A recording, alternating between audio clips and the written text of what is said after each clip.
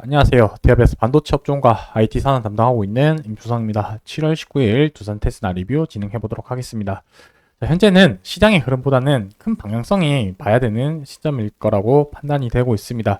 자, 현재 테스나와 관련해서 큰 이슈 사항이 없다 보니까 시장의 이런 등락에 대해서 같이 주가가 움직이고 있기 때문에 결국에는 큰 방향성에 따라서 주가도 목표 가격이 그쪽으로 수렴할 가능성이 높기 때문에 지금 현재 시장 상황과 어떻게 바라봐야 될지 이 부분에 대해서 한번 말씀드려 보도록 하겠습니다. 자, 이번 주에 수요일, 목요일, 그러니까 이틀 동안 큰 하락세가 나왔는데 어떤 이슈가 있었었고, 그리고 주가에 앞으로 영향을 미칠 만한 요인들, 눈여겨봐야 되는 포인트들이 어떤 건지 한번 살펴보도록 하겠습니다. 그리고 마지막으로는 차트를 보면서 주가의 예상 시나리오 보면서 마무리하도록 하겠습니다. 자, 먼저 주가가 하락한 이유는 한 명의 대통령과 한 명의 전 대통령, 지금 후보죠. 도널드 트럼프 분이랑 조 바이든 대통령 두 명의 입에서 지금 700조가 증발을 했다라는 이런 뉴스 기사가 이렇게 나와 있습니다. 보시게 되면은 어떤 이슈로 이제 주가가 하락했는지 여부가 중요한데, 이제 이 왼쪽에 있는 이 트럼프 같은 경우는 TSMC 쪽으로 이제 얘기를 했죠. 너희 미국에 공장에 짓는데 미국에서는 너희 수십억 달러 지원을 해줬는데 왜 너희는 아무것도 안 해주냐 라는 이 명분으로 해서 방위비를 너희도 분담을 해라 이런 명분으로 이제 툭 찔렀더니 하고 주가가 이렇게 빠져버렸죠. 그래서 뭐 TSMC 입장에서는 뭐 이렇게 돈이 지출 나간다는 것 자체가 리스크적으로 작용을 한다는 부분으로 시장에서는 뭐 받아들인 것 같고요. 바이든 대통령 같은 경우는 중국 쪽으로 해서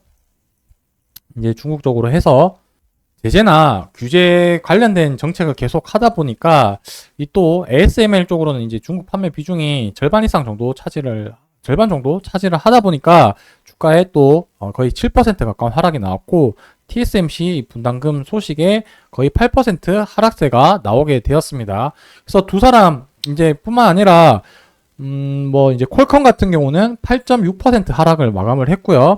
그 다음에 브로드컴 같은 경우는 7.9%, 제가 방금 말씀드린 부분은 필라델피아 반도체 지수고, ASML 같은 경우는 거의 13% 하락이 나왔었습니다. 그래서 필라델피아 반도체 지수가 6.8% 이렇게 하락이 나온 게 2020년 이후에 가장 큰 하락세가 나올 만큼 조정폭이 컸다, 이렇게 좀 기억을 해 두시면 좋을 것 같습니다. 그래서 결국에는 제가 드리고 싶은 말씀은 무엇이냐면, 시장의 이런 내용들 때문에 시장에서 주가가 빠진 거지 두산 테스나가 개별적인 종목에 문제가 있어서 하락한 것은 아니다, 이렇게 좀 기억을 해 두시면 좋을 것 같습니다. 자, 그래서 추가적으로 이제 삼성전자 관련된 내용을 말씀드릴 텐데, 이 부분은 아직 정확하게 국내에서 나온 부분은 아니지만 이런 내용이 있다 그냥 참조만 하시면 좋을 것 같아서 가지고 왔는데, 외신 기사를 제가 캡처를 딴 거고 아래쪽에는 제가 이 내용을 번역을 한 거를 이렇게 좀 표시를 해놨습니다. 자, 삼성전자가 HBM3 5세대 반도체 이 HBM이 통과를 해서 다음 분기에 공급을 개시한다. 그러니까 연말 정도가 되겠죠.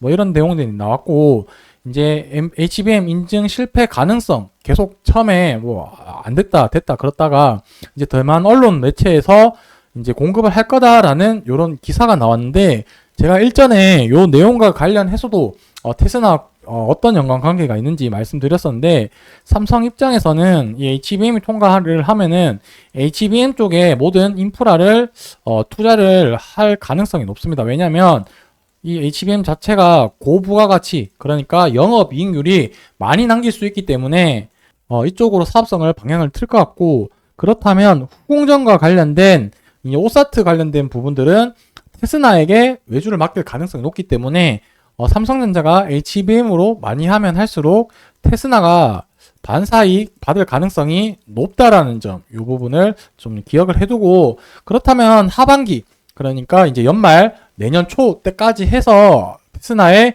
이런 수주나 이런 부분들이 많이 늘어날 가능성이 높지 않을까, 이렇게 생각을 해봤습니다.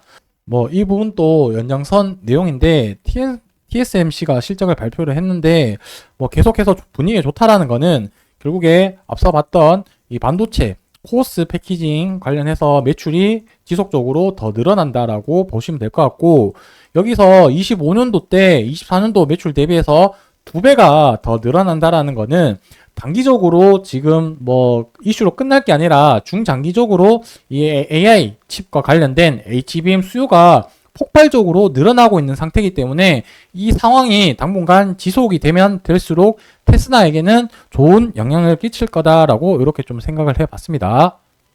마지막으로 차트 보면서 좀 마무리할 텐데, 최근에 좀 하락세가 좀 골이 깊었습니다.